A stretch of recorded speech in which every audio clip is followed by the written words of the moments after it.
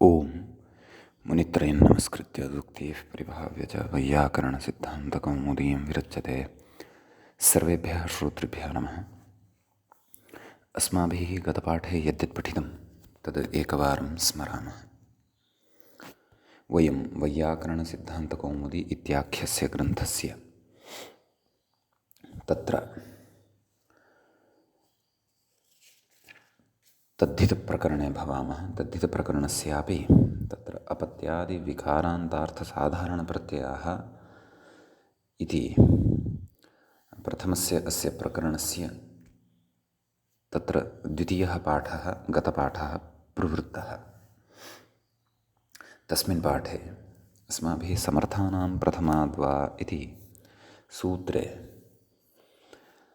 सामर्थ्यचर्चा क्रियमाणा वर्तते। नाम समर्थग्रहणं यत् सूत्रकारेण कृतं वर्तते तद्विषये अस्माभिः काचित् चर्चा कृता। तन्नाम तत्र सामर्थ्यं परिनिष्ठितत्वं च कृतसन्धिकार्यत्वम् इति अस्माभिः तत्र दृष्टं। तेन सौत्थितिः इत्यादयः एव प्रयोगाः भवन्ति। सावुत्थितिः इत्यादयः अनिष्टाः प्रयोगास्तु न भवन्ति। कुतः? यतः कृतसन्धिकार्यात् शब्दादेव तद्धितोत्पत्तिः भवति इति। तदनन्तरम् अणः अधिकारः अस्माभिः दृष्टः। प्राग्दीव्यतोण तेन दीव्यति खनति चेति चितम् इत्यतः पूर्वम् अस्य अधिकारः भवति। ततश्च तत्र अश्वपत्यादिभ्यश्च इति सूत्रम् अस्माभिः दृष्टम्। अश्वपत्यादिगणे पठितेभ्यः शब्देभ्यः अण प्रत्ययः भवति प्राग्दीव्यतीयेषु अर्थेषु। तत्र तेन दीव्यति इत्यतः पूर्वं ये अर्थाः अन्तर्भवन्ति ते च अर्थाः अस्माभिः के भवन्ति। तेषु कतिपय अर्थाः अस्माभिः ह्यः श्रुताः। अग्रे च अनुपदमेव पठिष्यन्ते इत्युक्तम्। ततः अश्वपत्यादिभ्यश्च इति पठितं। तद्धितेषु चामादेः इति आदिवृद्धिविधानं तद्धितेषु यत् प्रायशः अग्रे असकृत् प्रयोक्ष्यते, अतः आदिवृद्धेः अपि तत्र विधानम् उक्तं। तद्धितेषु चामादेः इति सूत्रेण किति च इत्यनेन सूत्रेण च।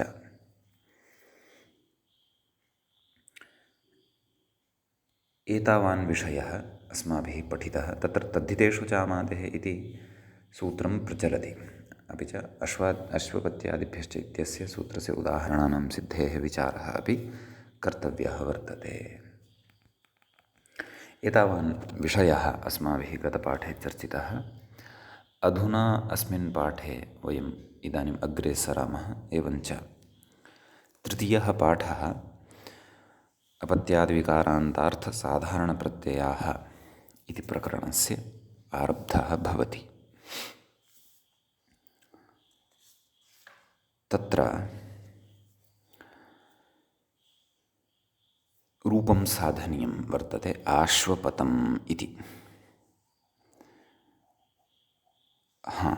आश्वपतं तदनन्तरं गाणपतं। मया गतपाठे उक्तं यत् गाणपतम् इति प्रयोगेण आरम्भं कुर्वन्नस्ति। वक्तुं शक्यते, परन्तु ततः पूर्वम् आश्वपतम् इति अपि प्रयोगः साध्यमानः वर्तते। भवतु। प्रथमः प्रयोगः तद्धितस्य आश्वपतम् इति अस्ति, तदनन्तरं गाणपतम् इति अस्ति। भवतु नाम। एवञ्च अश्वपतेः अणि कथयति। व्याख्यातारं पश्यन्तु। अस्माभिः व्याख्यायाम् अन्तिमा पङ्क्तिः गतपाठे का पठिता आसीत्। अपत्यादीति आदिना समूहाद्यर्थसङ्ग्रहः इति। तदनन्तरं किं कथयन्नस्ति तत् पश्यन्तु। आश्वपतम् इति अश्वपतेः अणि नाम अश्वपति इति शब्दात् अणप्रत्ययः भवति। आदिवृद्धौ णित् अस्ति सः, अतः आदिवृद्धिः भवति। केन? तद्धितेषु चामादेः इत्यनेन। आश्वपति अणः अ खलु अवशिष्यते। तदनन्तरं यस्येति च इति सूत्रम् अस्माभिः पूर्वपठितं ज्ञातपूर्वं च वर्तते एव, पूर्वं पठितम् अथवा ज्ञातपूर्वम् एव अस्माकं तत् सूत्रं वर्तते। अतः इत्यनेन इकारलोपः भवति। आश्वपत् मेलनेन आश्वपत सु अम् आश्वपतं सामान्यविवक्षायां नपुंसकलिङ्गे अपि नाम अपत्यम् इत्येतस्य शब्दस्य एव विशेषणत्वेन यदि उपयुज्यते तर्हि नपुंसकलिङ्गे अपि प्रयोगः भवितुम् अर्हति। इदम् अपत्यम् आश्वपतं वर्तते इति, अथवा अश्वपतेः अयम् अथवा अश्वपतेः अपत्यादिः अयम् इति यदि कथयामः तर्हि सः पुल्लिङ्गे अपि भवितुम् अर्हति। आश्वपतः अथवा स्त्रीलिङ्गे अण्णन्तत्वात् तत्र ङि प्रवर्तते। आश्वपती इति तत्र स्त्रीलिङ्गे अपि प्रयोगः भवितुम् अर्हति। समीचीनम्। अस्माभिः अश्वपत्यादिगणस्थः पाठः दृष्टः। अतः गाणपतम् इति गणपति इति शब्दः अपि तत्र पठितः अस्माभिः। तत्र गणपति इति शब्दात् अणि गाणपतम् इति रूपमपि तथैव यथा आश्वपतम् इति रूपं साधितम्। अतः कथयति अग्रे अश्वपतेः अणि इत्यादौ यस्येति च इति इकारलोपः इति। नैव अग्रे अग्रे अग्रे अश्वपत्यादिषु गणपतिशब्दः पठितः इति भावः। नाम तत्र गणपतिशब्दः पठ्यते, अतः तत्र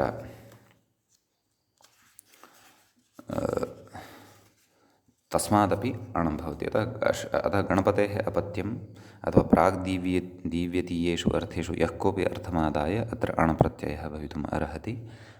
अतः गाणपतम् इति प्रयोगः भवति तत्र सिद्धः। समीचीनम्। ततः अग्रे कथयति गाणपत्य इति मूले कथयति गाणपत्यो मन्त्रः इति तु प्रामादिकमेव इति। नाम ये एवं प्रयोगं कुर्वन्ति गाणपत्यम् इति, नाम गणपतिः देवता अस्य मन्त्रस्य इति विग्रहे गाणपत्य इति प्रयोगं ये कुर्वन्ति तत्तु न युज्यते। नाम गणपति इति शब्दात् पत्युत्तरपदत्वात् अग्रिमेण सूत्रेण दित्यदित्या इत्यादिना ण्यप्रत्ययं कृत्वा गाणपत्यः अयं मन्त्रः इति प्रयोगं ये कुर्वन्ति तत्तु प्रामादिकं कथयति अग्रे। प्रामादिकमेव इति व्याख्याता कथयति प्रमादादायातम् इत्यर्थः। नाम प्रमादात् आयातम्, आयातं नाम आगतम् इति। अतः गाणपतः मन्त्रः इत्येव वक्तव्यं। कुतः? यतः सा अस्य देवता इत्यस्मिन् अर्थे तत्र गणपतिशब्दात् अण एव विशेषविधानसामर्थ्यात्। कुतः? अश्वपत्यादिगणे पठ्यते इति। एवं किल। किञ्च अयम् अण् नाम अश्वपत्यादिसूत्रेण विहितः अण् ण्यस्य अपवादः भवति इत्युक्तमेव। नाम अग्रे पठिष्यते अधुनैव यत् सूत्रं तस्य अपवादः भवति इति उक्तमेव। इदानीम् अग्रे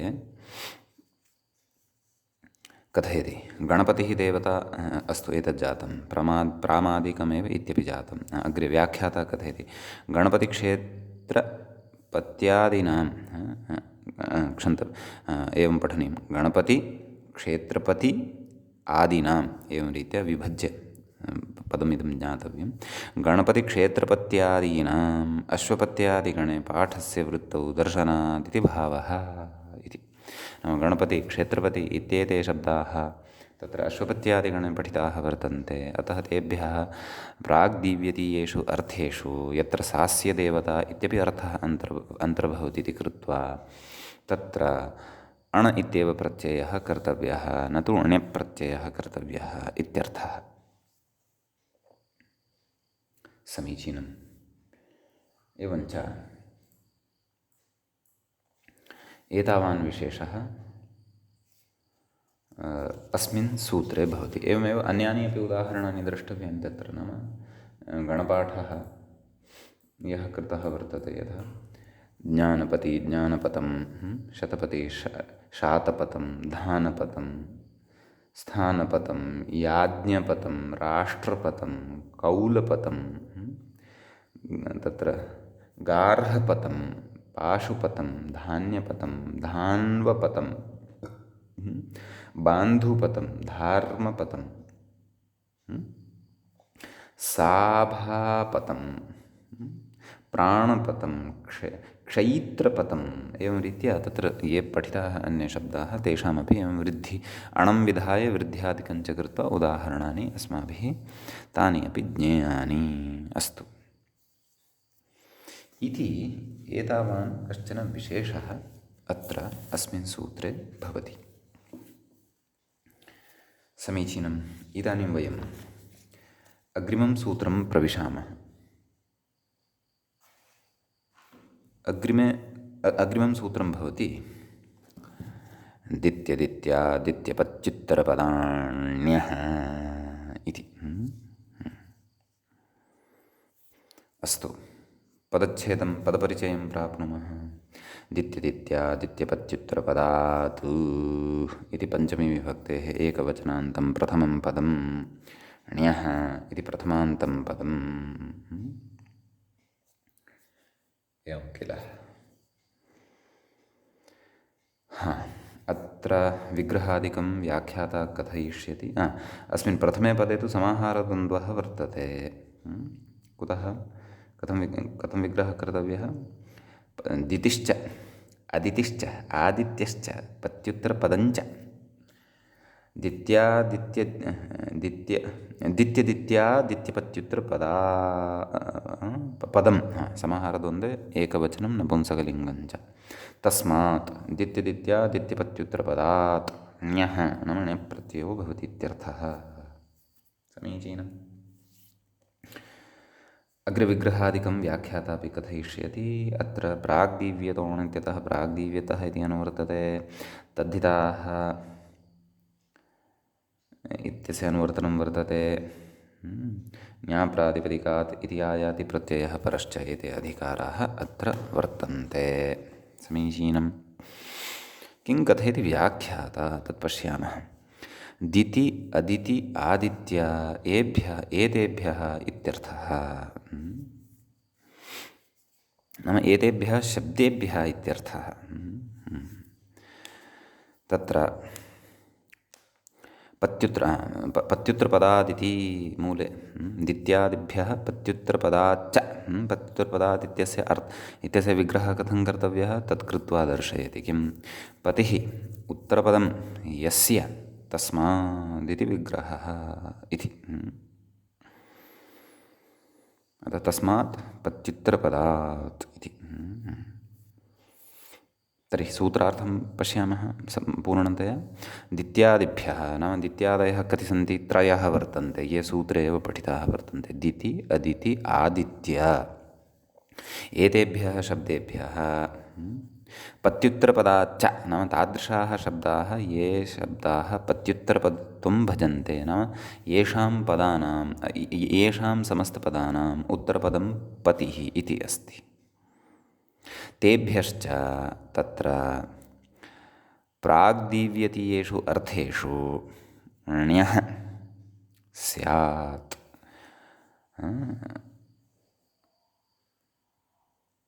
अणोपवादः इति। प्राग्दीव्यतीयेषु अर्थेषु सा सूत्रसङ्ख्या न विस्मर्तव्या कदापि।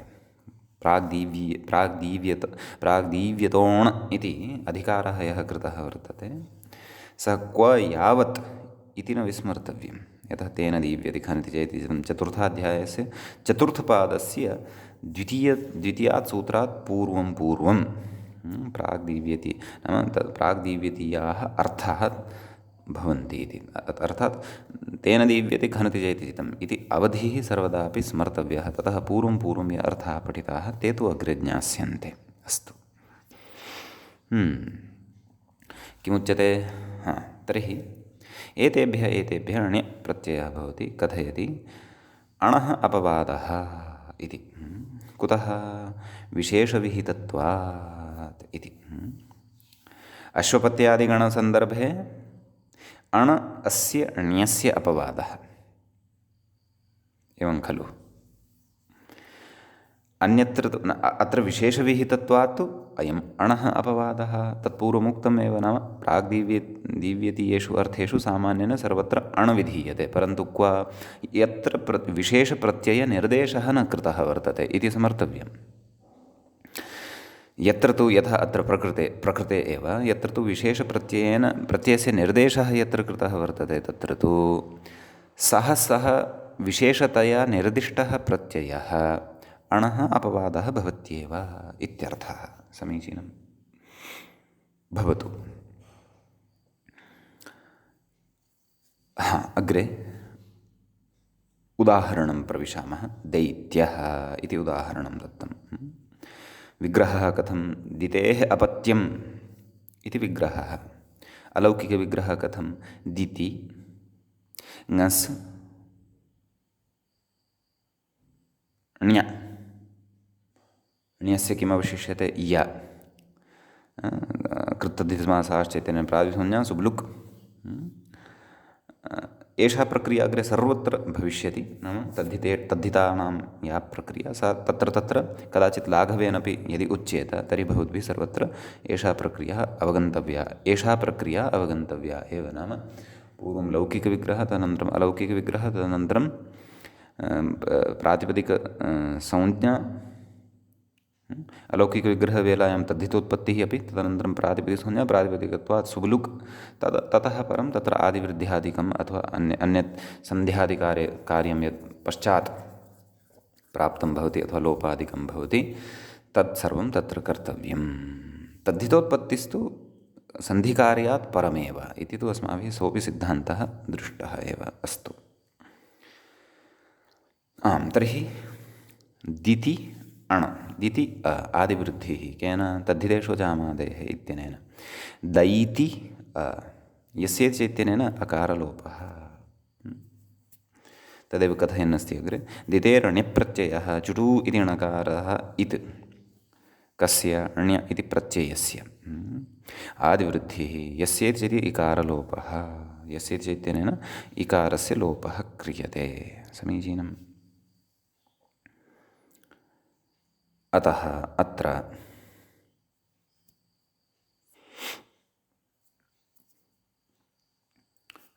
तत्र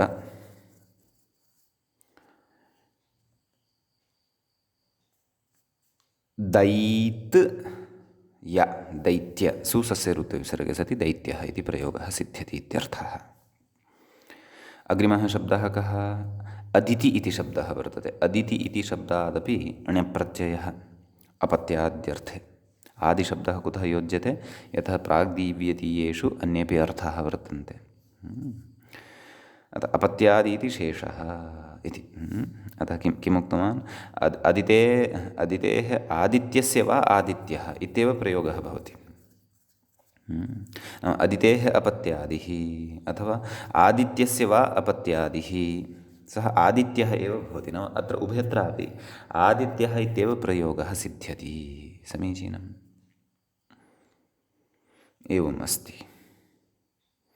तर्हि अदितिशब्दात् यदि ण्यप्रत्ययं कुर्मः तर्हि अदिति ण्य इत्यस्य य अवशिष्यते। पूर्ववत् आदिवृद्धिः आदिति य, पूर्ववत् इकारलोपः यस्य चैत्यनेन आदित्य।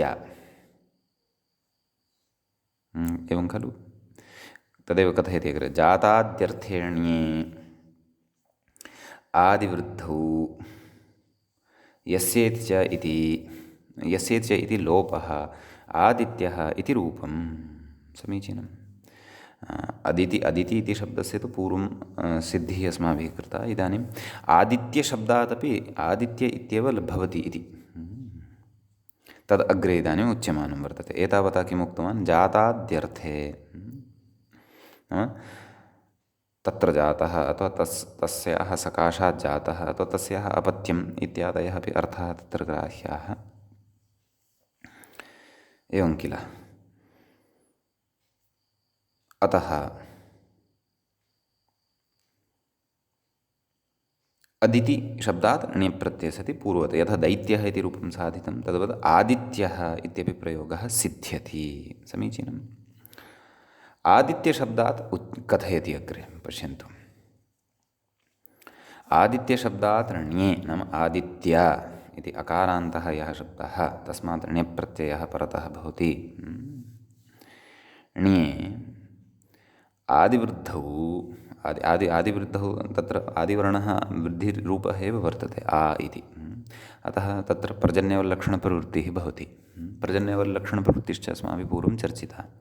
नाम अत्र तु आ इत्येव अस्ति, अतः आ इति वृद्धिवर्णस्य पुनः आ इति वृद्धिविधानं व्यर्थं खलु इति चेत् व्यर्थं न, तस्य अन्यत्र प्रयोजनं वर्तते। परन्तु मेघः तटेपि यथा वर्षन् नाम वृष्टिः तटेपि यथा जायते सा सागरे अपि पतत्येव अथवा नद्यामपि पतत्येव। तटे तटे एव वृष्टिः पततु इति नास्ति, नद्यामपि वृष्टिपातः जायते एव। अतः तत्र आदिवृद्धिः भवति। नाम आकारः वृद्धिवर्णः अस्ति यदि तर्हि अपि तस्य आकारः भवति इत्येव वक्तव्यम्। अस्तु। यस्येति च इति यणोमयः इति पूर्वयकारस्य द्वित्वे सति यस्येति च इत्यनेन आदित्य इत्यत्र विद्यमानस्य यकारोत्तरवर्तिनः अकारस्य लोपः भवति। का स्थितिः लभ्यते? आदित्य य। समीचीनम्। इदानीम् आदित्य य इत्यवस्थायां यणोमयो द्वे वाच्ये सुद्धिवास्यः इत्यत्र सन्धिप्रकरणे वार्तिकं पठितमासीत्, भवन्तः स्मरेयुः। एवं किल।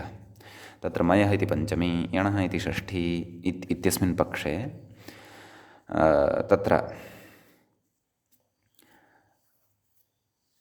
मयः परस्य यणः द्वित्वं। नाम मय् यत्र कः वर्तते? प्रथमयकारः, तस्मात् परतः यण् कः वर्तते? यकारः, अतः तस्य द्वित्वं भवति। कथयति इति पूर्वयकारस्य द्वित्वे। पूर्वयकारस्य द्वित्वं वा? सत्यं सत्यं सत्यं। यतः मयि प्रत्याहारे यकारः नान्तर्भवति खलु। सत्यं सत्यं, मया एव दोषः क्रियते। मयि प्रत्याहारे यकारः नान्तर्भवति, अतः मयि कः स्वीकर्तव्यः? मये आदित् तवर्णः अत्र मयि प्रत्याहारस्थः स्वीकर्तव्यः। अतः तस्मात् नाम तरूपात् मय इत्यस्मात् परतः यः वर्तते यण् सः प्रथमः यकारः। समीचीनं। सः यण् तु अस्ति एव, अतः तस्य प्रथमस्य यकारस्य द्वित्वे सति तदेव कथयति। इति पूर्वयकारस्य द्वित्वे सति हलोयमायमिलोपः इति आद्ययकारस्य लोपे। एवं खलु। हलोयमाम्यमिलोपः, हलः परस्य यमः लोपः स्याद् यमि। अतः द्वित्वानन्तरं यकारत्रयं खलु लब्धं। तदनन्तरं हलोयमाम्यमिलोपः इत्यनेन आद्यस्य यकारस्य लोपे सति द्वियकाररूपं लभ्यते। समीचीनम्। आदित् य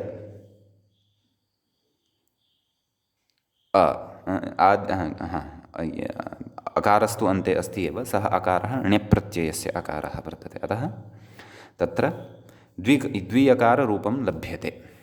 समीचीनं। कथयति द्वित्वाभावे नाम यत्र द्वित्वं न भवति तत्र लोपे च असति। नाम यणोमयो द्वे वाच्यत्वेन विकल्पेन खलु द्वित्वं क्रियते। नाम यस्मिन् पक्षे द्वित्वं न भवति तत्र लोपे च असति। एवं खलु। लोपश्च यत्र न भवति तत्र द्वियकारमेव इति। नाम द्वियकाररूपमेव तत्र लभ्यते। नाम द्वित्वं यस्मिन् पक्षे न क्रियते तत्र तत्र सामान्येन पूर्वं यकारद्वयमस्ति एव खलु स्वाभाव्येनैव। अतः तत्र लोपे च असति। नाम लोपः अपि यदि न भवति केन? हलोयमायमि लोपः। यतः तेनपि लोपः वैकल्पिकः खलु, तेनपि लोपः विकल्पेनैव क्रियते। अतः लोपे च असति द्वियकारमेव, नाम द्वियकाररूपम् एव अत्र प्राप्यते इत्यर्थः। समीचीनं। कथयति असति द्वित्वे नाम यस्मिन् पक्षे द्वित्वं न भवति, यकारलोपे च सति द्वित्वमपि न भवति, अपि च यकारलोपः भवति, एवं खलु। एकयकाररूपं भवति इति, तदा एकयकारस्य एव तत्र एकयकाररूपः एव तत्र अस्माभिः प्राप्यते इत्यर्थः, एवं खलु। अतः पूर्वं पठितान् विकल्पान् पुनः अत्र प्रयुज्य एवं रीत्या द्वियकारयुक्तं रूपम् एकयकारयुक्तं च रूपं लभ्यते इति तत्र उक्तम्। एवमस्ति किल। ततः अग्रे कथयन्नस्ति, अनपत्यत्वात् आपत्यस्य च तद्धितेनाति इति यलोपो न इति। नाम आपत्यस्य च तद्धितेनाति इति किञ्चन सूत्रं वर्तते किल, तेनपि नाम यकारलोपः क्रियते, परन्तु तस्य अपेक्षाः काः वर्तन्ते, आपत्यार्थः अपेक्षितः। किं कथयति तद्, आपत्ययकारः यः वर्तते, नाम आपत्याद्यर्थे यः यकारः विहितः वर्तते, तस्य हलः उत्तरस्य तद्धिते अनाकारादौ, नाम तादृशः प्रत्ययः परतः यस्य आरम्भे अकारः न भवति, अनाकारादौ आकारः न भवति, अनाकारादौ परतः लोपः भवति इति। गार्ग्याणां समूहः गार्गकं वात्सकम् इत्यादि तत्र उदाहरणानि निर्मीयन्ते। तेन तु अत्र लोपः न भवति। कुतः न भवति तत् कथयन् अस्ति व्याख्याता। अदितेः अपत्ये न अत्रैव पङ्क्तौ एव पङ्क्तौ एव कारणम् उक्तवान्, किमर्थं न भवति, अनपत्यत्वात् इति। नाम अपत्यार्थः यत्र न स्वीक्रियते तत्र, यतः प्राग्दीव्यतीयेषु अर्थेषु अपत्यार्थः एव अस्ति इति नास्ति खलु, अपत्यार्थः एव इति नास्ति खलु। अतः एव पश्यन्तु, अतीव चातुर्येण व्याख्यात्रा तत्र यदा आरम्भः कृतः एतेषां अनयोः द्वयोः रूपयोः सिद्धेः यत्र आरम्भः कृतः तत्र किं कथयति, जाताद्यर्थे ण्ये इति कथयति।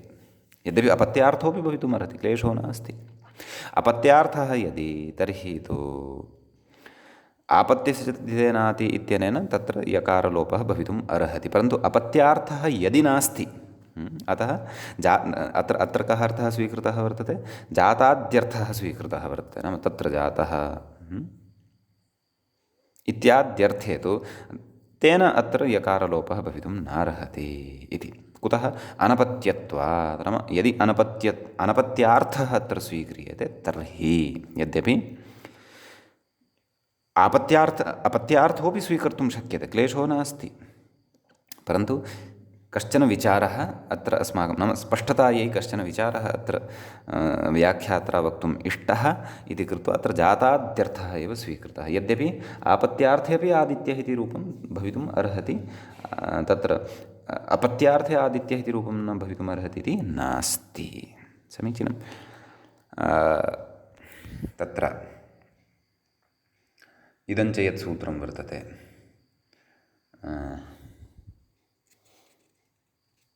आपत्यस्य च तद्धितेनाति इति सूत्रम् अस्माभिः अनुपदमेव अग्रे पठिष्यते, तत्र इतोपि स्पष्टता भविष्यति। भवतु नाम अग्रे किं कथयति, अदितेः अपत्ये णे, तदेव स्पष्टताम् इतोपि स्पष्टं कुर्वन् अस्ति सर्वम्। अदितेः अपत्ये णे, आदित्यशब्दात् पुनः अपत्ये, नाम अदितेः अपत्यम् इत्यस्मिन् अर्थे णप्रत्ययः यदि विधीयते, ततः आदित्येति शब्दः लभ्यते खलु। पुनः तस्य आदित्यस्यापि पुनः अपत्यार्थे अयमेव णप्रत्ययः यदि क्रियते, तदा तु आपत्यस्य च तद्धितेनाति इत्यनेन यलोपः भवितुम् अर्हति इति तत्र तुलनां कृत्वा अस्माकं कृते बोधितवान् व्याख्याता। अतः एव तत्र अवधानं कुर्वन्तु, यस्मात् आदित्यशब्दस्य आरम्भः एव कृतः व्युत्पादनस्य, तत्र जाताद्यर्थे इति उक्तवान्। नाम जाताद्यर्थं स्वीकृत्य तेन तत्र नाम द्वित्वादिविधानपूर्वकं तत्र यकारलोपव्यवस्था वक्तव्या आसीत्। अपि च आपत्यस्य चेत् तद्धितेनाति इति यकारलोपविधानस्य अपि चारितार्थ्यं प्रयोजनं च वक्तव्यम् आसीत् इति तत्र आपत्यस्य च तद्धितेनाति इति सूत्रपठनवेलायां भवतां तत्र इतोपि स्पष्टता स्यात्, तत्र भ्रमः न स्यात् यत् अत्र तु यकारलोपः पूर्वमेव सिद्धः खलु, किमर्थमिदं सूत्रम् आरब्धम् इति चेत् तत्र एषा एव बुद्धिः कर्तव्या। जाताद्यर्थे तत्र आपत्यस्य च तद्धितेनाति इत्यनेन यलोपः कर्तुं न शक्यते। कुतः? तत्र अनपत्यत्वात्। आम्, यत्र तु अपत्यार्थः वर्तते तत्र तु आपत्यस्य च तद्धितेनाति इत्यस्य प्रवृत्तिः नूनमेव भवति। अतः तत्र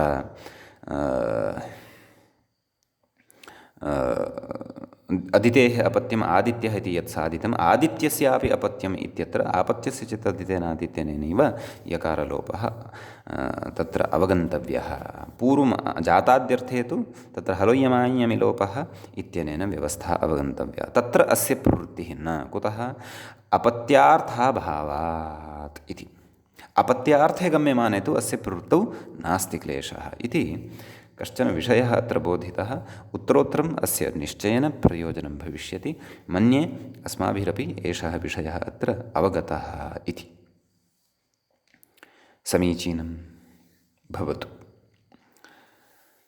ततः परं कथयति प्राजापत्यः इति पत्युत्तरपदस्य उदाहरणं ददाति। प्रजापतेः अपत्यम् इत्यादयः अर्थाः यदि विवक्षिताः तदा प्रजापति इति शब्दात् अपि णिप्रत्ययः भवति। न च प्रजापतिशब्दः अश्वपत्यादिगणे पठितः, एवं वा न वा? सः गणः अस्माभिः पठितः, अस्माकं पुरतः अस्ति। अतः तत्र तु विशिष्टाः एव पत्युत्तराः शब्दाः पठिताः, यैः अणेव विवक्षितः। अयं तु तत्र नास्ति इति कृत्वा ण्यप्रत्ययो भवति। अतः प्रजापति ण्य कथयति आदिवृद्धौ यस्येत् चेति लोपः। आदिवृद्धिर्जायते ततः यस्येत् चैत्यनेन लोपो विधीयते इकारस्य इत्यर्थः। अतः आदिवृद्धि प्राजापत् या प्राजापत्य इति सिद्ध्यति। तत्र सुसस्यऋत्वविसर्गे सति प्राजापत्यः इति सिद्ध्यति। प्रजापतेः अपत्यम् अथवा प्राग्दिव्यति यः कोऽपि अर्थः भवतु। अग्रे कथयति दैतेयाः इति त्वसाध्वेव केचन एवं प्रयोगं कुर्वन्ति। किं दैतेयाः इति नाम दितिशब्दात् तत्र ढक् प्रत्ययादिकं कृत्वा तस्य ए आदेशादिकं कृत्वा ढक् ढक् इत्यादिकं कृत्वा दैतेयाः इति कथयन्ति। तत्तु न युज्यते। तत्र दैत्याः इत्येव प्रयोगः कर्तव्यः। दितेः अपत्यरूपाः दैत्याः इत्येव कर्तव्यं। दैतेयाः इति प्रयोगो न भवति। सः प्रयोगस्तु असाध्वेव, पाणिन्यनुशासनविरुद्ध एव इति कथयति अग्रे। तथापि उपायं कञ्चन कथयति, परन्तु व्यङ्ग्यं कुर्वन्नेव उपायं कथयन्नस्ति। किं साधुत्वश्रद्धाज्याड्ये तु पृषोदरादित्वात् समाधेयं। केषाञ्चन तथा श्रद्धा भवति खलु, श्रद्धाजाड्यं भवति। नैव एतत्तु साधु एव, एतत् कथम् अस्माकम् आलङ्कारिकेण एतत् प्रयुक्तं, तेन प्रयुक्तं, सः शिष्टः, सः कथं भोः असाधुत्वम् अस्य प्रयोगस्य भवितुमर्हति इत्यादि तत्र श्रद्धाजाड्यं यदि वर्तते, श्रद्धाजाड्यं वा अथवा अन्धश्रद्धाजाड्यं वा इति, तदा तु पृषोदरादित्वात् कथञ्चित् अस्य समाधानं कर्तव्यं। पृषोदरादिगणचर्चा च अस्माभिः विहिता एव समासाश्रयविधिप्रकरणे। अतः तदा तु साधयितुं शक्यते। परन्तु पृषोदरादिगणः केभ्यः प्रयोगेभ्यः? शिष्टैः प्रयुक्तेभ्यः प्रयोगेभ्यः इत्यपि न स्मर्तव्यं। शिष्टत्वञ्च तदेव कुम्भिधान्यत्वम्, अलोलुपत्वम्, अगृह्यमाणकारणत्वं, कस्याश्चित् विद्यायाः तत्र किञ्चिदन्तरेण पारङ्गताः तत्र भवन्तः शिष्टाः अस्मिन् आर्यवर्ते आर्यनिवासे इति भाष्यकारेण यथा शिष्टलक्षणम् उक्तं, तत् शिष्टलक्षणम् अपि अस्माभिः नूनमेव तत्र भवति स्मर्तव्यम् एतादृशसन्दर्भेषु। अस्तु। अग्रे किम् उक्तं काशिकायामिति मूले। एवञ्च एवम् अन्यानपि वयं पत्युत्तरपदान् यदि पश्यामः तर्हि ते सर्वेपि पत्युत्तरपदशब्देभ्यः तेभ्यः सर्वेभ्यः अपि अणिप्रत्ययः विधातव्यः। समीचीनम्। अतः तत्र तस्मिन् इदम् अवधानम् अवश्यं कर्तव्यं यत् तत्पत्युत्तरं यद् वर्तते तद् अश्वपत्यादिगणे न भवेत्। अश्वपत्यादिगणे यदि अस्ति तर्हि तु तस्मात् अणेव भवति इति भवतु। काशिकायाम् इति मूले किमुक्तं यमाच्च इति काशिकायाम् नाम तत्र यमाच्च इति वचनं दृश्यते क्व काशिकायाम् इत्यर्थः। तर्हि नाम यम इति इत्यस्मात् शब्दात् अपि अण्यप्रत्ययः भवति अपत्याद्यर्थेषु प्राग्दीव्यतीयेषु अपत्याद्यर्थेषु। याम्यः इति प्रयोगः साधनीयः कथयति काशिकायाम् इति नाम भाष्ये त्युदन्न दृश्यते इति भावः।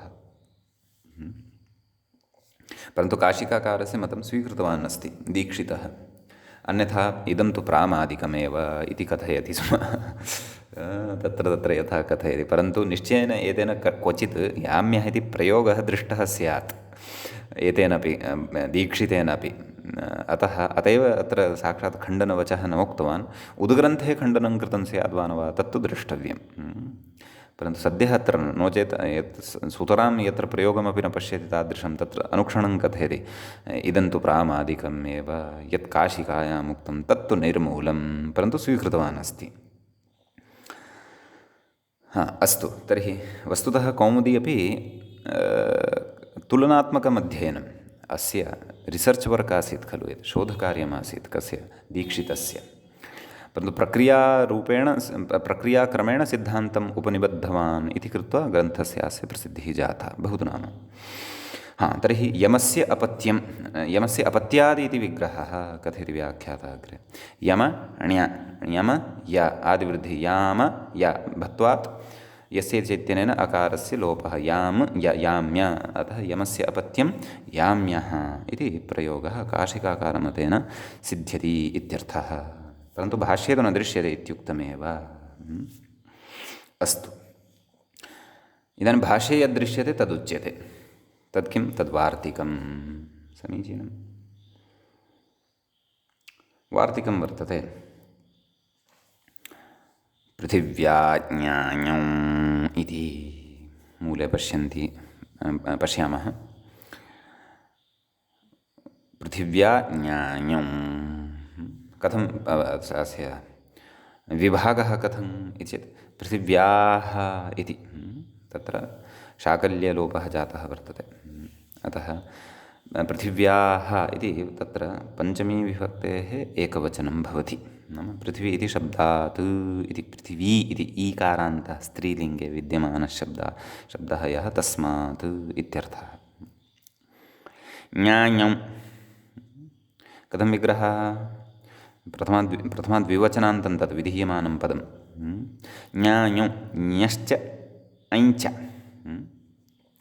ञश्च ऐञ्च ञाञौ। व्याख्याता कथयति ञश्च ऐञ्च वक्तव्यौ इत्यर्थः। नाम पृथिवी इति शब्दात् तत्र ञ इति प्रत्ययः अपि भवति, ऐ इत्यपि प्रत्ययः भवति। केषु अर्थेषु? प्राग्दीव्यतीयेषु अर्थेषु, अपत्यादिषु प्राग्दीव्यतीयेषु अर्थेषु। समीचीनम्। अर्थं स्वीकृत्येव वयं सर्वदापि तद्धिते अग्रे अग्रे बुद्धिं कुर्मः। अर्थः यदि नास्ति, नाम कस्मिन् अर्थे एषः प्रत्ययः विधीयमानः वर्तते इति बुद्धिः सर्वत्रापि अस्माभिः पुनः पुनः शतशः वा कर्तुम् आपत्येत, कर्तव्या। कुतः? तेन कश्चन दृढः संस्कारः बुद्धौ स्थास्यति अस्माकम् अपेक्षिते काले, अपेक्षिते व्यवहारकाले, लेखनकाले वा श्रवणकाले वा पठनकाले वा सा व्यवस्था तर्हि स्वतः एव उपस्थिता भवति, यदि पूर्वं सम्यक् अधीतं भवति तर्हि भवतु। एवञ्च तत्र ञ पक्षे अपि रूपं साधनीयं वर्तते, ऐं पक्षे अपि रूपं साधनीयं वर्तते। ञ पक्षे रूपम् उच्यमानं वर्तते पार्थिवा इति। व्याख्याता कथयति पार्थिवेति कथयति। पृथिव्याः अपत्यम् अथवा अपत्यादि इति विग्रहः। आदिशब्देन सर्वेपि प्राग्दिव्यतीयाः अर्थाः ग्राह्याः इत्यर्थः। अतः पृथिवी ञ समीचीनम्। आदिवृद्धिः ऋ वर्णस्य स्थाने आ इति वर्णः रपरसन् वृद्धित्वेन लभ्यते। अतः प आर् थिवि पार्थिवी ण्य क्षन्तव्यः पार्थिवी ञ ञ इत्यस्य ञकारस्य इति संज्ञा भवति चुडु इत्यनेन अ इति अवशिष्यते। ञ इति ञित् इति कृत्वा एव खलु आदिवृद्धिः कृता अस्माभिः। अतः पार्थिवी अ तदनन्तरं यस्य इति चैत्यनेन अकारलोपः। तदेव कथयन्नस्ति अग्रे समग्रां प्रक्रियां कथयति। अपत्यादिविग्रहः ञप्रत्यये चुटु इति ञकारः इति आदिवृद्धिः यस्य इति लोपः। यस्य चैत्यनेन लोपः भवति। किमायातं पार्थिव इति। अग्रे कथयति स्त्रियाम् अदन्तत्वात् टाप् इति। स्त्रीत्वे विवक्षिते अत्र अदन्तत्वात् टाप् प्रत्ययः भवति। अतः पार्थिव पार्थिवा इति स्त्रीलिङ्गे प्रयोगः भवति। पृथिव्याः अपत्यं स्त्री पार्थिवा। अपत्यं पुमान् तु पार्थिवः भवत्येव, तत्र तु क्लेशः नास्ति। परन्तु स्त्रीलिङ्गस्य उदाहरणमत्र कुतः दत्तं कश्चन विशेषः वर्तते। अतः विशेषः अनुपदमेव अधुनैव ज्ञास्यते अग्रे। अस्तु, द्वितीयम् उदाहरणं किं? पार्थिवी इति। इदानीम् ऐं प्रत्ययस्य इदम् उदाहरणं वर्तते। ञ प्रत्ययस्य तु उदाहरणं पार्थिवा इति साधितम्। ऐं तत्र उदाहरणम् अस्ति। पूर्वत् पृथ्वीशब्दः ऐं प्रत्ययः, अयः ञकारः इत् वर्तते। अतः तत्र आदिवृद्धिः पार्थिवी अभत्वात् इकारलोपः पार्थिव इति मूलशब्दः सिद्धः भवति। तत्र ऐं प्रत्ययः टिड्ढाणुषु परिगणितः इति कृत्वा टिड्ढाणयद्वयसचदग्नैः मात्रचतैव ठक्ठैं कैं कुरपः इत्यनेन सूत्रेण ङी प्रत्ययः भवति। यच्च सूत्रम् अस्माभिः सविस्तरं स्त्रीप्रत्ययप्रकरणे पठितं। समीचीनम्।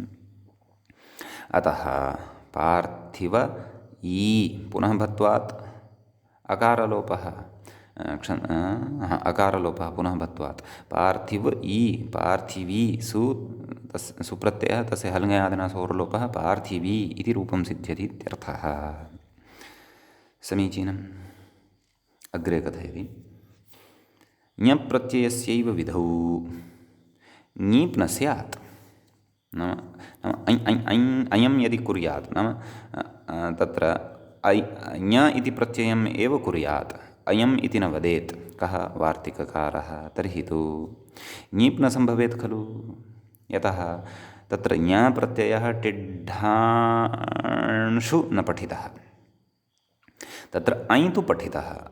अतः अयमपि अत्र विहितः इति कृत्वा प्रकृते पक्षे नाम अयः पक्षे पार्थिवी इत्यपि रूपं भवति पृथिव्याः अपत्यादिषु अर्थेषु इत्यर्थः।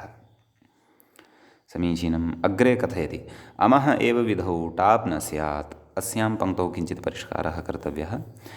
गोपालदत्तपाण्डेवर्याणामपि पाठे अयं दोषः जातः वर्तते। सद्यः प्रकाशितेषु पाठेषु कदाचित् अयं दोषः न स्यादपि, परन्तु अत्र अमः एव इत्युक्तं खलु, तद् अपाकृत्य अयः एव इत्येव कुर्वन्तु। अमः इति न। यथा अमः तु अम् इत्यस्य तु प्रसङ्गः एव नास्ति, अत्र अयः इति कुर्वन्तु। अयः इति कृत्वा पङ्क्तिम् अवगच्छन्तु। किमुक्तवान्? अयः एव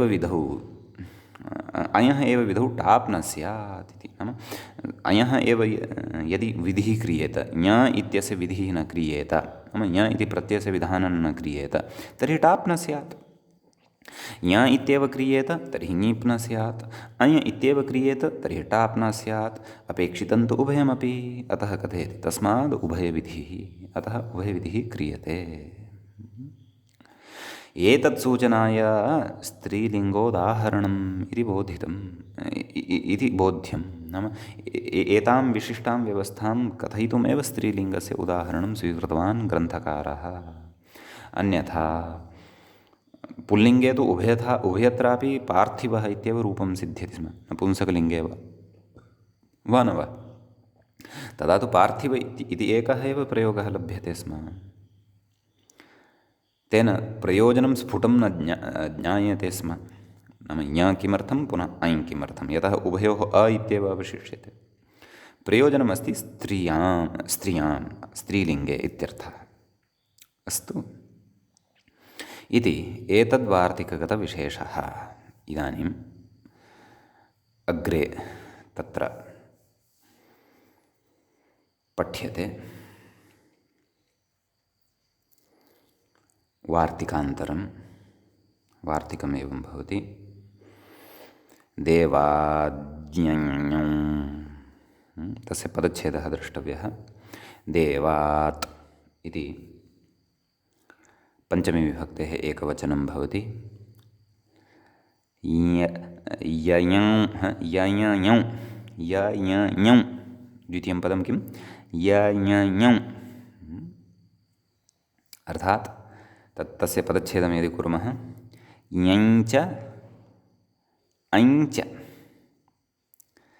यञौ इतरेतरयोगद्वन्द्वः वर्तते। यथा गतवार्तिके ज्ञाञौ इति इतरेतरयोगद्वन्द्वः, तद्वत् अत्रापि यञौ प्रथमं तु प्रथमतया य इत्येव श्रूयते, यथा यञ् इति प्रथमः प्रत्ययः अत्र वर्तते, द्वितीयः प्रत्ययः ऐ इति प्रत्ययः वर्तते। अतः द्वितीयं पदमत्र यञौ इति अस्ति इति मन्तव्यम्, इति सम्यक्तया अस्माभिः उच्चार्यं विग्रहश्च सुष्ठुतया बुद्धौ अवधारणीयः, यतः रूपाणां सिद्धिवेलायां स्पष्टता भविष्यति इति कृत्वा। भवतु, उदाहरणद्वयं दत्तं साक्षात् मूले, विषयः स्पष्टः एव अस्ति इति कृत्वा दैव्यं दैवम् इति उभयथापि भवति।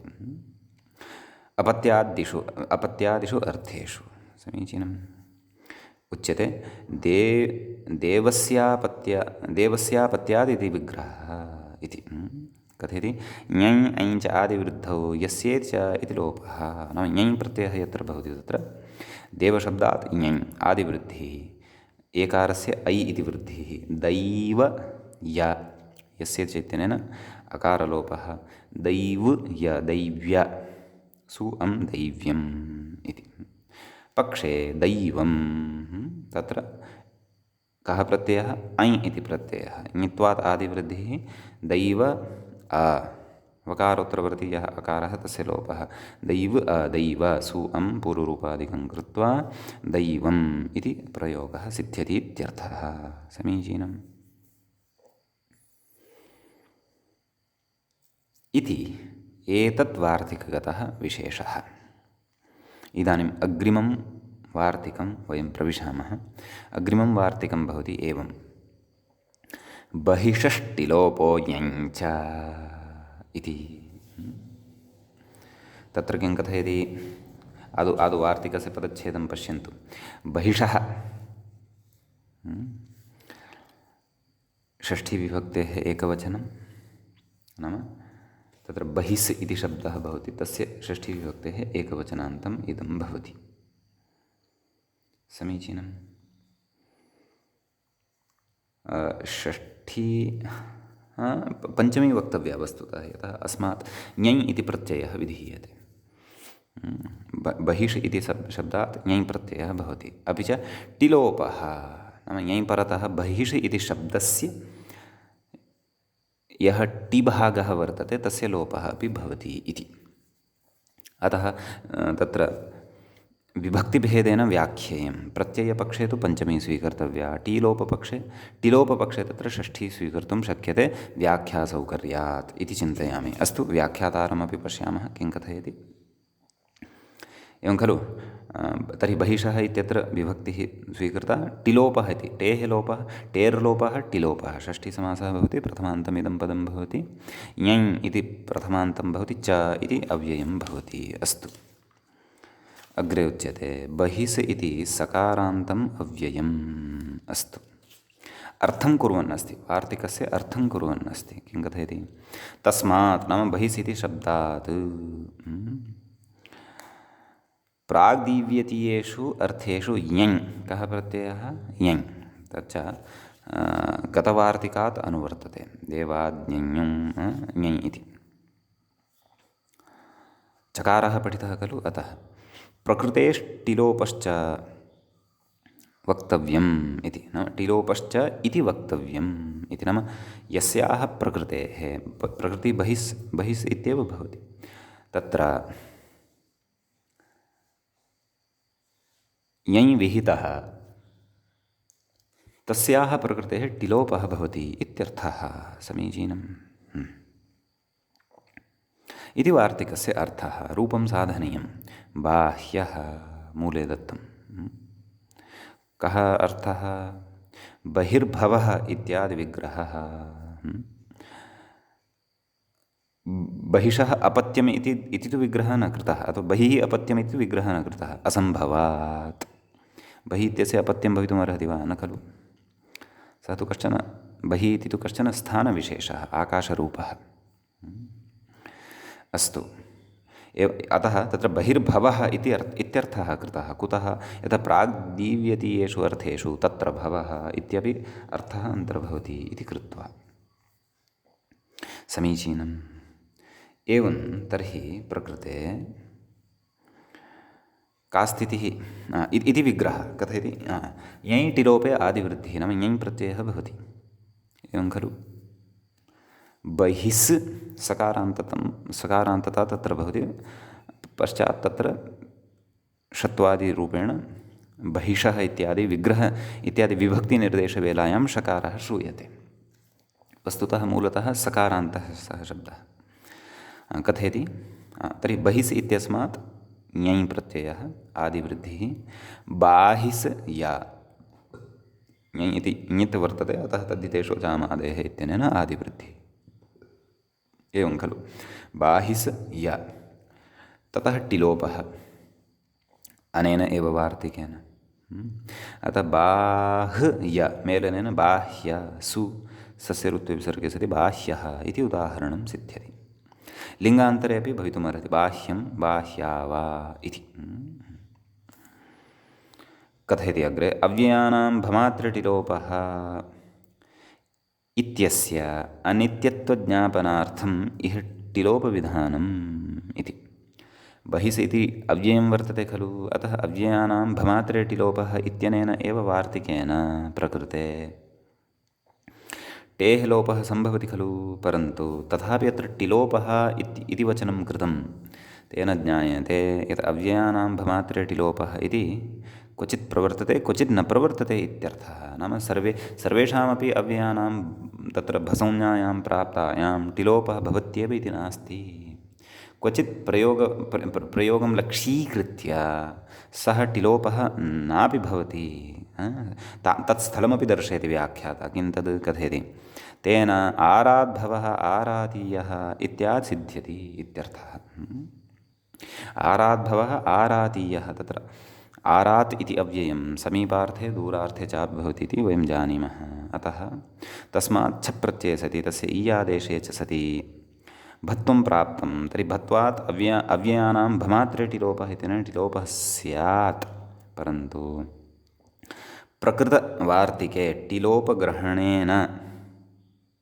यतः बहिषिति अव्ययं वर्तते बहिषिति अव्ययं वर्तते अतः तस्य लोपः भवितुमर्हति स्म परन्तु न भवति इति कृत्वा कुतः तस्य अनित्यत्वात् अनित्यत्वं ज्ञापितं खलु अतः आरात् इत्यस्य अव्ययस्यापि यः टिभागः वर्तते आत् इति तस्य लोपः न भवति एवं खलु अतः आरातीयः आरात् ईय आरातीय इति मेलनेन आरातीयः इत्यादि रूपं सम्भवति आराद्भवः अथवा आरादागतः इति आरातीयः इति तत्र रूपम् अस्माभिः साधयितुं शक्यते। नाम टिलोपविषये अव्ययानां भमात्रे टिलोपः इत्यस्य अनित्यत्वं चिन्तनीयम्, अनित्यत्वं बुद्धौ स्थापनीयम् इत्यर्थः।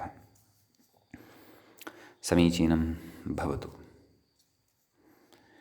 अग्रे उच्यते ईकच्चेति इति, एवं खलु? तत्र मूले वार्तिकमस्ति ईकच्च। कथं विग्रहः? ईकक् इति विधीयमानं प्रथमान्तं च इत्यनेन गतवार्तिकात् बहिषष्टिलोपः इति अनुवर्तते। अतः वार्तिकस्य अर्थः कः भवति पश्यन्तु। बहिषः नाम बहिस् इत्यस्य तत्र प्रकृतिपदानुकरणं विधाय निर्देशः कृतः वर्तते, विभक्तेः निर्देशः कृतः वर्तते, अथवा विभक्तिनिर्देशार्थं प्रकृतिपदानुकरणं कृतं वर्तते इत्यर्थः। अस्तु, किं कथयति? बहिषः ईकक्च स्यात्। नाम बहिष् इत्यस्य ञञ् इति तु पठितः एव, परन्तु ईकक् अपि भवतु इति, यथा बाहिकः इत्यपि प्रयोगः अपेक्षितः। अतः ईकक् च स्यात्। अग्रे उच्यते प्रकृतेष्टिलोपश्च इति वक्तव्यम् इत्यर्थः। टिलोपश्चेति इति वक्तव्यम् इत्यर्थः। प्रयोगः कः साधनीयः? बाहिकः। अतः बहिषः ईककि नाम बहिस् इत्यस्मात् शब्दात् ईकक् शब्दे परतः का स्थितिः जायते? बहिस् ईक, सः कित् वर्तते, ककारस्य इति संज्ञा भवति। टिलोपे इस् इति भागस्य टिलोपः भवति। बह ईक किति च इत्यनेन आदिवृद्धिः। यतः ईकक् इति कित् वर्तते, किति च इति तु अस्माभिः सूत्रं पूर्वं मूले एव पठितम्। अतः आदिवृद्धौ बाह ईक मेलनेन बाहीक इति रूपं सिद्ध्यति। बाहीक इत्यस्मात् सुप्रत्ययः सस्यरुत्तविसर्गे सति बाहीकः इति प्रयोगः सिद्धः भवति। समीचीनम्। ततः एतावान् विशेषः अस्मिन् वार्तिके वर्तते। ततः अग्रिमं वार्तिकं भवति स्थाम्नोकारः इति। तत्र स्थाम्नः इति पञ्चमी विभक्तेः एकवचनं वर्तते। अकारः इति विधीयमानं प्रथमान्तं वर्तते इति। अकारः इत्यनेन वर्णरूपः प्रत्ययः विवक्षितः इत्यर्थः। समीचीनम्। तर्हि वार्तिकस्य अर्थः कः? तदुच्यते स्थामन् शब्दात्। स्थामन् इति नकारान्ततां भजते। अतः उच्यते स्थामन् शब्दात् अकारप्रत्ययः भवति। नाम अरूपः प्रत्ययः तावदेव। अकारप्रत्ययः प्राग्दीव्यतीयेषु अर्थेषु वाच्यः इत्यर्थः इति। अग्रे उच्यते अणोपवादः। नाम अण् इति यः प्रत्ययः यः विहितः प्रागीव्यतोण् तस्य अयम् अपवादो भवति इत्यर्थः। समीचीनं भवतु। प्रयोगः कः साधनीयः? अश्वत्थाम इति। अश्वत्थामः इति प्रयोगः साधनीयः। समीचीनं। तस्य विग्रहः कथम्? अश्वस्य इव स्थामा। स्थामा अर्थात् स्थितिः। तद् कथयन्नस्ति व्याख्याता। अश्वस्य इव स्थामा अर्थात् स्थितिः यस्य सः कः? अश्वत्थामः। एवं खलु? सः तु अश्वत्थामा इति भवति खलु? सत्यम्। आदौ अश्वत्थामा इति रूपम् उच्यमानं वर्तते। तदनन्तरं तस्य अपत्याद्यर्थे अस्माभिः अग्रे अश्वत्थामः इति प्रयोगः साधनीयः वर्तते। समीचीनम्। अश्वत्थामा इति भिन्नम्, अश्वत्थामः इति भिन्नम्। अश्वत्थामा इत्यत्र तु अश्वत्थामन् इति नकारान्तशब्दः भवति। यथा शर्मन् इत्यस्य शर्मा शर्माणो शर्माणः, एवमेव अश्वत्थामन् इत्यस्य अश्वत्थामा अश्वत्थामानौ अश्वत्थामानः एवं रीत्या रूपाणि भवन्ति। भवतु, अत्र अस्ति कश्चन विशेषः, अग्रे रूपसिद्धिः अपि कर्तव्या वर्तते। वार्तिकस्य अर्थः केवलः अद्य दृष्टः, विशेषस्तु अग्रिमे पाठे वक्ष्यते। अद्यतनपाठस्य अत्रैव मङ्गलं भवति। मुनित्रयं नमस्कृत्य उक्तिः परिभाव्य च वैयाकरणसिद्धान्तकौमुदीयं विरच्यते। एवञ्च प्रकरणस्यास्य साधारणप्रत्ययाख्यस्य प्रकरणस्य तत्र एषः तृतीयः पाठः अपि तत्र सम्पन्नतां गतः। नमः सर्वेभ्यः श्रोतृभ्यः। पुनः मिलामः अग्रिमे पाठे।